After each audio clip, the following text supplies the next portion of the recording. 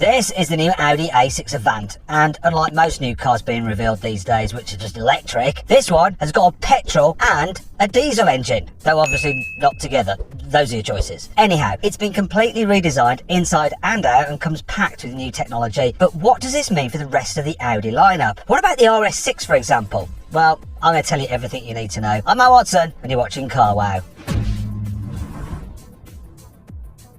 The Audi A6 Avant is based on Audi's latest PPC platform. That stands for Premium Platform Combustion. More on combustion later. It begs the question though, who hurt Audi? The new A6 looks super aggressive and mean from the front with a massive grille and sharp new headlights. Of course, it wouldn't be an Audi without cool lights now, would it? The daytime running lights feature 48 individual LEDs and you can personalise the light designs. There are 7 signatures to choose from on the front and the rear. Okay, so the new A5 has 8 designs, so I don't know why this only gets 7, but never mind. Matrix LED headlights are optional and they blank out part of their beam so you don't dazzle oncoming drivers. Elsewhere, the new A6 has similar large air curtains to the new A5 and flush door handles for improved aerodynamics. All models come with roof rails and new wheel designs range from 18 to 21 inches. The A6 Avant also has a wraparound rear light bar, but it's much sleeker than on the A5. There's also individual taillights above the light bar, and Audi has also specifically shaped the spoiler, diffuser and rear bumper to reduce drag. But the most important things are these 2 rectangular exhaust tips. It's tricky to tell from these pictures whether they're completely real, so I'll have to wait until I get my hands on the car to know for sure. But I've heard that Audi has now banned fake exhaust pipes. The A6 Avant is 60mm longer than before, and the wheelbase has grown a smidge by 3mm, but the body itself is actually 6mm narrower. However, just like the previous A6, you'll be able to get it as a saloon, and that should arrive in a few months' time. Audi has completely changed its car naming strategy. Again, even numbered ICE cars are back, starting with the new A6 Avant. Previously, Audi planned to use even numbers for electric vehicles and odd numbers for cars with combustion engines. For example, the A4 replacement is called the A5, and I was expecting the new A6 to be called the A7, but Audi's done a U-turn. It's unclear what they'll do with the latest A5 and whether that will return back to being the A4. Who knows? But for now at least, the number will reflect the size of the car. Anyway, back to the new A6 Avant. Audi always does great interiors, and this new A6 Avant does not disappoint. It gets Audi's latest panoramic driver's display and infotainment touchscreen. There's also an optional display for the passenger so they can watch videos while you're driving or program directions into the satellite navigation. You get loads of ambient lighting as standard, including this strip along the dash. As well as fancy colours, it also flashes in time with the indicators, just in case you forgot they were on. You can also spec a huge panoramic sunroof with 9 switchable elements that block out parts of the glass. But to be honest, this isn't that flashy because even the new Renault Scenic has this tech. But what's going on under the car's bonnet? Well, in the UK there will be 2 engines to choose from. You can get a 2-litre turbocharged 4-cylinder petrol and a 2-litre turbocharged 4-cylinder diesel engine. Both versions have a 7-speed automatic gearbox. The petrol model is front-wheel drive only, but the diesel has quattro all-wheel drive and a 48-volt mild hybrid system. Don't go expecting the system to deliver loads of extra horsepower though. The mild hybrid adds just 24 horsepower. Despite this, both the petrol and diesel engines produce the same 204 horsepower. The big difference comes when you look at the torque. The petrol engine produces 340 newton meters, which is fairly respectable, while the diesel with its hybrid motor has 400 newton meters of torque. As a result, the diesel A6 is actually the quickest one you'll be able to buy at first. It accelerates from 0 to 60 miles an hour in 7 seconds dead, compared to 8.3 seconds for the petrol. I know what you're thinking,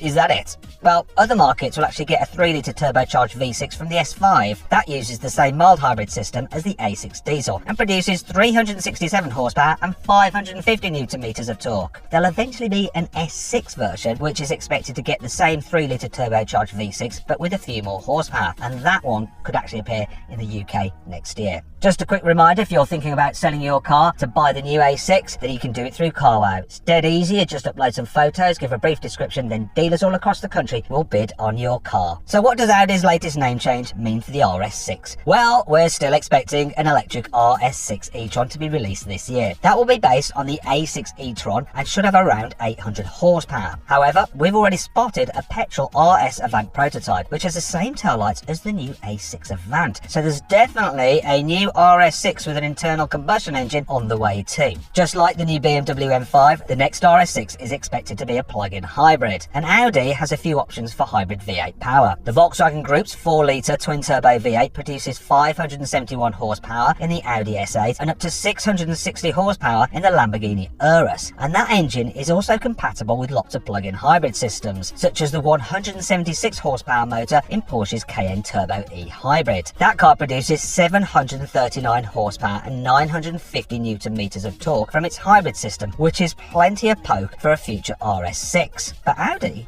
actually has another option. It could turn to Bentley. The new Bentley Continental GT also has a 4-litre twin-turbo V8 plug-in hybrid system, but it produces a combined 782 horsepower and 1000 newton meters of torque. So either way, the new RS6 should have at least 100 horsepower and 100 newton meters of torque more than the outgoing model. But will that be enough? I've already drag raced the new BMW M5 against the current RS6 performance, and this is what happened.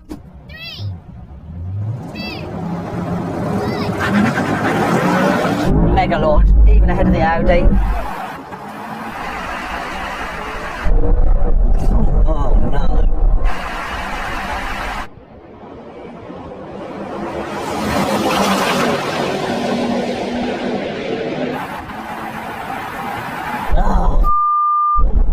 Oh, the Mercedes is here!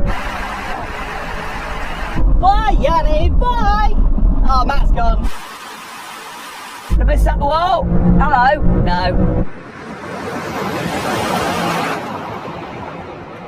But you can bet Audi is already benchmarking its new prototypes against the M5, so I can't wait to see what the next generation RS6 is going to be like in a drag race. Anyway, back to the new A6 Avant, the normal model, because this new car isn't as practical as it once was. In the old A6 Avant, you got 565 litres of boot space. However, the entry-level petrol now only gives you 503 litres of space. That's just 1 litre more than in the Audi A6 e-tron electric car, and that's got a load of batteries underneath its floor. But the diesel has even less space because of its 1.7 kilowatt-hour battery under its boot floor for the mild hybrid system. As a result, the boot capacity of the diesel is 466 litres. Now this could be a problem because the new BMW 5 Series Touring has 570 litres of boot space, and the Mercedes E-Class Estate trumps the lot with a colossal 615 litres of space. So can Audi redeem itself? Well, you do get an electric boot as standard with their new easier to use kick to open feature. This projects a graphic on the floor so you know exactly where to wave your foot, but I can never seem to get these things to work properly regardless. Maybe my feet are just too small, and you know what they say, small feet?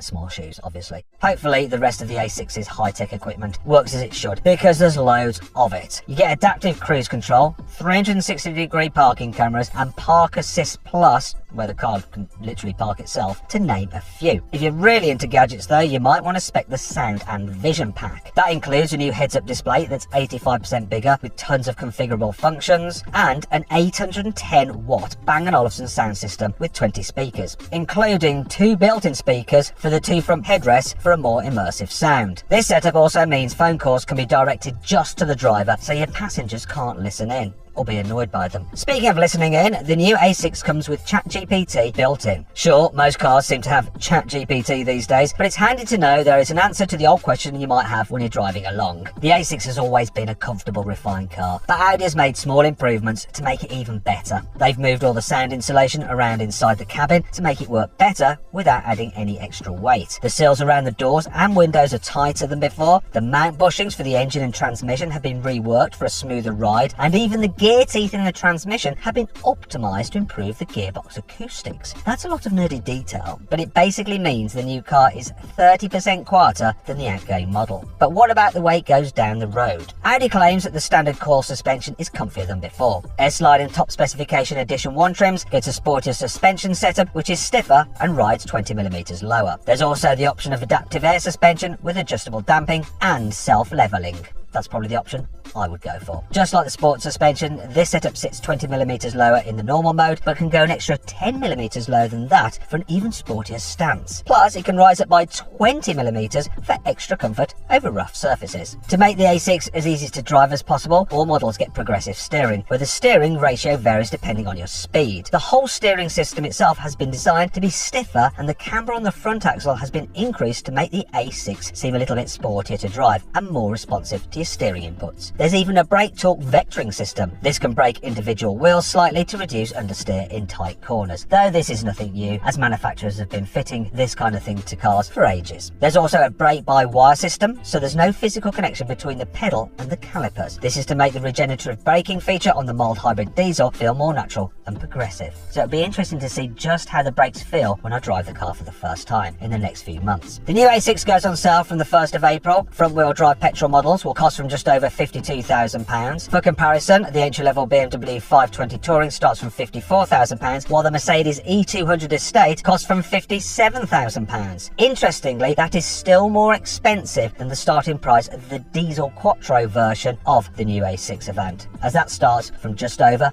£56,000.